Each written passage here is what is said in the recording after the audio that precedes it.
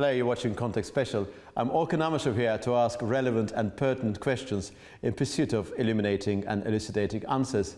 Last week in New York, at the 80th session of UN General Assembly, a number of central issues, including the unilateral recognition of a conjectural Palestinian state and the war in Ukraine, were discussed. Among the discussed issues was, of course, the climate-related matters, with President Donald Trump reiterating his inherent skepticism of this subject matter. And this week in Baku Climate Action Week is underway. Some of the statements made during that session in New York are being carefully reflected upon, and also the question as to what extent some of the pledges and commitments made during COP29 will be augmented during the next COP in Brazil, of course, are also amongst the issues being discussed. And today I'm absolutely delighted and honored by virtue of the opportunity of interviewing Mr. Csaba Korosi, 77th President of UN General Assembly, Strategic Director of the Blue Planets Foundation, and also member of the Islamic Angel International Center. Thank you very much indeed, Mr. Korosi, for this opportunity. Orkan, thank you very much for having me. It's a great pleasure. Yeah. Just a few moments ago, you delivered absolutely fantastic, understanding delivery speech there as part of the Baku Climate Action Week. And in the context of what happened last week in New York, President Donald Trump's expression, his statement, his reiteration of the inherent skepticism about climate change, and some of the practical discussion taking place here in Baku, to what extent actually you think we are far away from that precept known as that conservation without capital is actually conversation? Are we merely engaged in conversation, or we are moving in the direction of practical actions? You are absolutely right. There are a lot of headwinds now against climate policies, sound climate policies, against sound sustainability transformation policies. And it's not only one president, it's much, much broader. But the reality is showing that the world does not wait. Unfortunately, we are in the middle of a crisis, of a complex crisis. It is consisting of very rapid climate change, unprecedentedly rapid. We are in the middle of the depletion of oceans. We are in the middle of water crises. We have changed the hydrological cycle around the world. We are in the middle of other types of crises, most of them related to the non-sustainable way of operations. So we can pretend that they don't exist. We can say that we try to focus on something else, but it doesn't mean that these crises would not affect us. They are here. We have to think about them. We have to plan. We have to calculate, and we have to act. That's what I saw at COP29, and I would like to congratulate the COP29 presidency in Azerbaijan. You have done a very good job. We'll come back to COP29 and COP29 legacy with a particular emphasis on that NCQG decision a bit later. But there are those who would say that our collective approach to the subject of climate change is nothing but a cunning deception of the self. We do not want to do anything drastically tangible, but we want to pretend, we want to create the impression of doing something, which is nothing but creative inertia. What do you make of that skepticism? I understand what you're saying. The greatest danger for climate protection as well as sustainability transformation is the belief that someone else will do it for us. We ourselves created the existing crisis, and no one else, just ourselves, can fix it. So if the position would be that probably someone else will bring the money, someone else will give me the impetus, someone else will give me the system, someone else will change my regulations, and someone else will organize my activities, then of course it will be an empty speech. But what I saw here at this conference as well, action is on the agenda. Action is going on. Banks are buying in, banks are putting their money into circulation. Companies are changing their strategies, changing their technologies, and the output is visible. Are we there yet? No. We are far. I'm afraid, even in terms of climate, things may become worse before becoming better. I'm afraid we are not going to reach our sustainability targets and goals before 2030, but the most important, we should realize where we are. We should have credible plans, credible methodology of how we count and how we plan, and there is no other future for humanity. If we keep digging in the pitch, then it will be very difficult to get out. And specifically about COP29, the key, the deliverable of that COP was in CQG, the climate finance goal. You say that it was a success for the global community, for climate community. Could you elaborate on why we should perceive what happened last year in Baku as a right step? To be quite frank, the most toxic, the most difficult part of each and every negotiations, including climate negotiations, is money. First and foremost, because that is the most tangible part, what each and every country, each and every parliament will have to digest.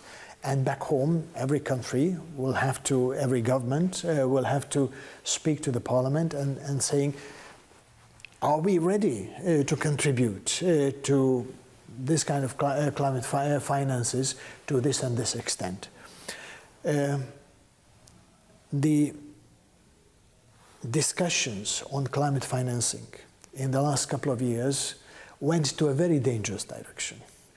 If you followed the conversations and negotiations on climate financing, particularly before COP29, it was more and more focusing on the issue of who should pay how much to whom, which is the most difficult part of the conversation, particularly when we are talking about trillions of dollars every year, not billions, but trillions of dollars, way beyond the scope of GDP of many, many countries. So therefore, at COP29, the expectations were very mixed. Many believed that it is a task beyond the capability of any country to be the solution, to provide the solution for this very, very difficult and toxic narrative. And to my great joy, the COP29 presidency pulled the rabbit out of the hat. So the compromise which was reached here in Baku is not significant only because it is the highest ever amount of money pledged in multilateral environment for climate or sustainability transformation, but you influenced the negotiations on SDG financing, and you influenced the negotiation by biodiversity preservation. So it gave an impetus way beyond the climate policies. Indeed, I think one of the officials described the result as in the following way, that it is less than we need, is more than we could have achieved under normal circumstances. And if to go back to the latest 80th session of UN General Assembly, and you were president of the 77th session of UN General Assembly, do you think that General Assembly is still the main place where the world comes together, where the world at large is able to form consensus or not? This is indeed kind of a place where we see that differences, and it's still the best format. And to what extent do you think this latest session revealed the necessity of reforming UN further to make it relevant to the new challenges that we are going to face? Oh, you have put a number of huge questions. I'm trying to address them one by one. This world is changing very rapidly, but unfortunately in a way that the more traditional platforms and more traditional ways of doing multilateral business, these platforms are being decomposed. Our international multilateral institutions are becoming more and more irrelevant vis-à-vis the crises we are witnessing, and there are more and more actors who question the legitimacy or the necessity of paying for institutions like the UN or some other institutions without saying what should be the better solutions. To my understanding, if we would for any reason decide tomorrow that UN should be closed, the day after we will start thinking about what kind of UN we need. But it also means that there are many issues that can be addressed in this world only in a multilateral manner. Because those big questions, we can call them the global common goods, starting from peace to good climate, livable oceans, biodiversity and so on, can be addressed only in a multilateral manner at global scale. It's not enough to address them. We need institutions that support our activities, give platform for decision making, and then support the implementation. You're absolutely right that UN may not be up to the task fully. It is not solely the fault of the UN Secretary and the UN staff. UN is capable of doing what member states want UN to do. So if member states are withdrawing from consensus building, it will be very difficult for an organization like UN to serve the member states in consensus creation. But no doubt, UN will have to be reformed. 80% of the decisions we used to take in the United Nations, including the General Assembly, refer to the past. So to say, we mostly try to fix the past, which is not the most helpful exercise, while a tsunami is coming ahead of us. A tsunami of many crises, the polycrises as we used to call it, and we have to turn this organization more capable and more apt for addressing those crises, be it the artificial general intelligence, be it the new phase of climate change, or be it food crisis, be it new pandemics and so on. But that would require a little bit different way of operations. Obviously, we have to revisit the financing of this organization because it is very, very short of funds. Particularly, some big countries have not paid their due fees to the organization, and probably we have to streamline this organization. But the most important, let's try focus on the issues that are the upcoming challenges. And those upcoming challenges are, fundamentally speaking? It is climate change. It is artificial general intelligence that is going to change this world. All the big goals which were put together in the framework of Sustainable Development Goals, and we are going to reframe, rethink and rewrite these goals after 2027. So we need a new system of what we are going to achieve, what we would like to achieve after 2030. And of course, peace and security remains a very, very significant part of our shared activity in the United Nations. Thank you very much indeed. We talked about who should pay for UN, for its institutions. It's headquartered in New York City. A couple of important things happened recently. President Donald Trump, during his UNGA delivery, didn't say nice words about UN, basically criticized it, reiterated his earlier criticism, earlier lines. Also, very interestingly, members of the Palestinian Authority were not allowed to enter US, and there are those who believe that this was against that UN-US agreement, in line which US should have been more receptive to this request. How do you evaluate United States and its position regarding UN, which is United States being world's #1 power, UN being headquartered in New York City and somewhat being dependent on US benevolent approach? What is your feeling about the US policy regarding UN now?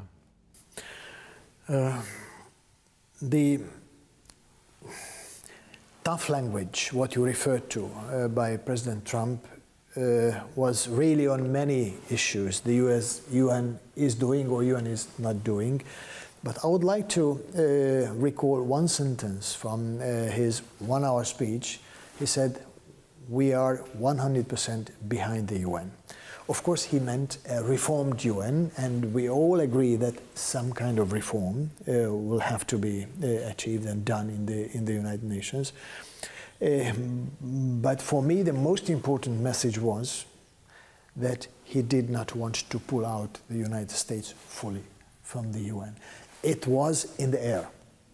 So if you wish, this is the good news in the story.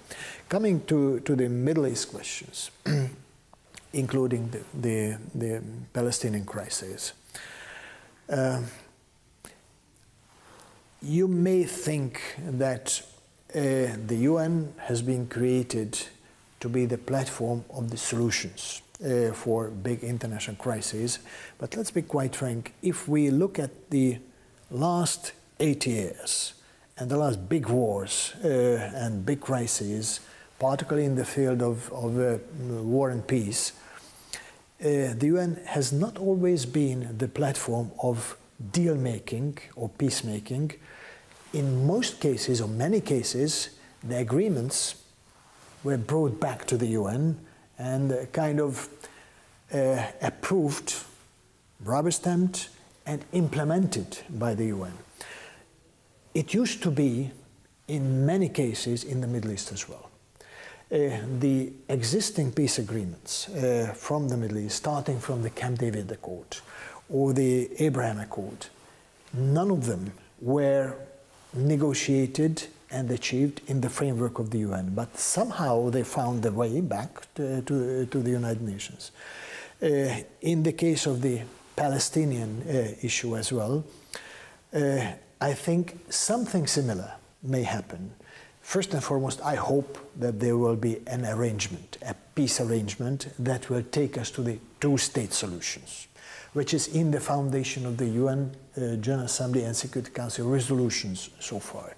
But once the arrangement is done, I'm sure it will have to be taken back to the UN and it should be embraced by the 193 countries. Two questions have been asked. One of them, Russia's continuous actions in Ukraine, and if Russia is allowed to legalize the current occupation, what will be its bearing upon international legal order? This is one thing, because that is against international law. And the second question just sprung to my mind in addition to that. If for one reason or another, circumstances on the ground in West Bank and Gaza are not conducive to the creation of a Palestinian state, and at some point the Palestinians themselves relinquish this ambition, what sort of bearing it will have on our sense of justice and international law? Will it be too much a consequential event to bear upon the linchpins of what is called international order?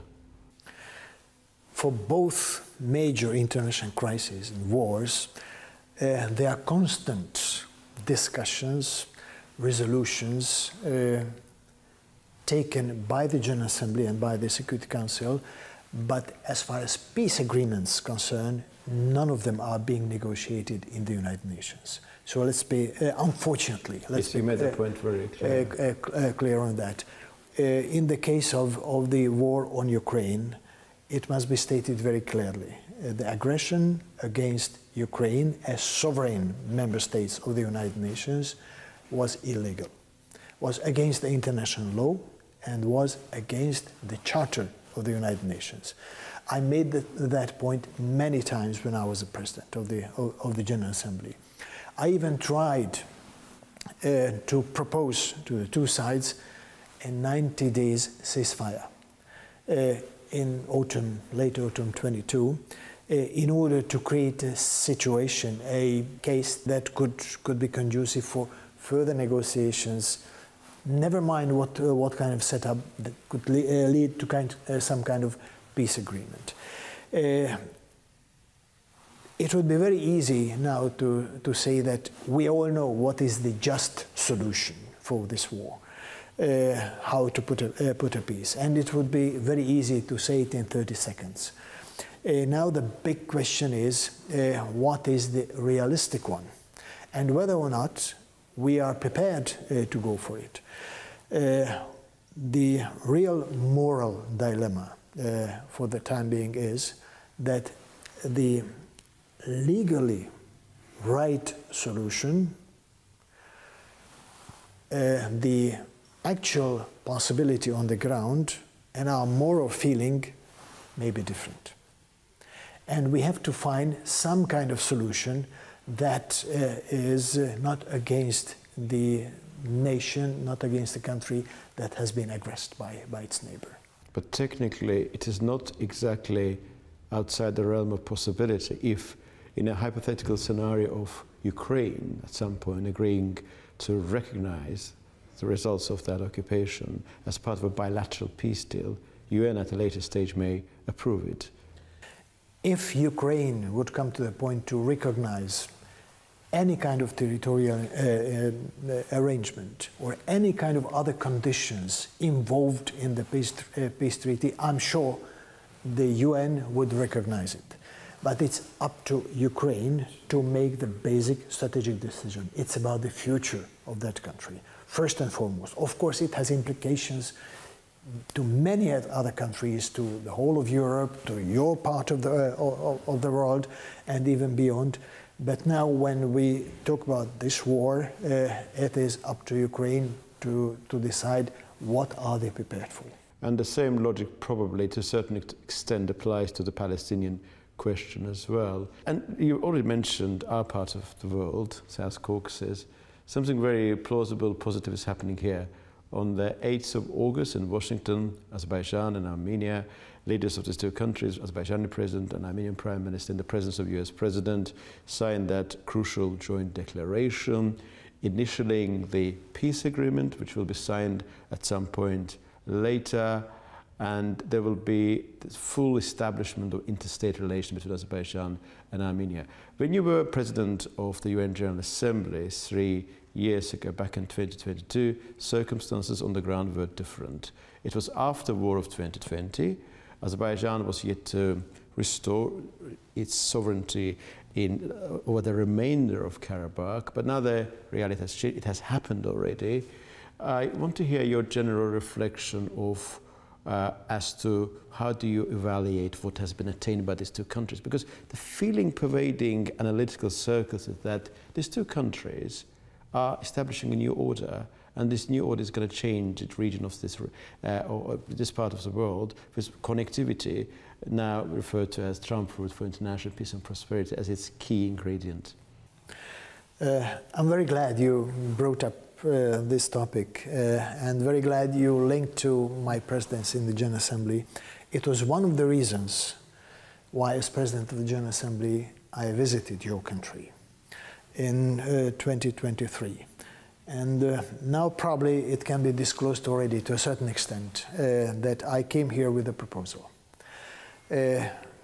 Studied the situation a little bit, understood that the arrangements between the two countries and the so-called guarantor states did not lead to a peace treaty, to a peace arrangement. It led to some kind of conservation of the crisis.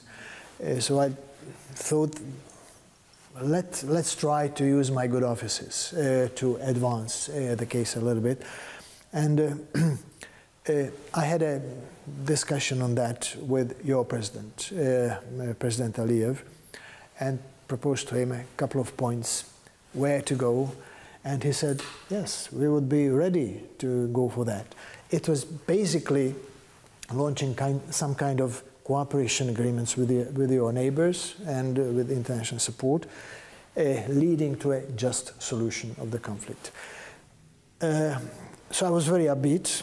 Unfortunately, the other country involved in the conflict was not prepared at that time to go for this kind of solutions. And as you mentioned, reality has changed since then. But what makes me a bit happier that what I see as key parameters in the peace treaty between the two countries with the support of the US, they reflect very much to the same logic we were discussing back that time with President Aliyev. So congratulations, and I'm very hopeful that after so many stages of war, now many stages of cooperation and development may come to the Southern Caucasus. The hope in there is that cooperation will be the future of this region. And Mr. Korosi, I'm so grateful for this absolutely fantastic conversation. Some of the subject matters of this conversation of ours were not pre-planned.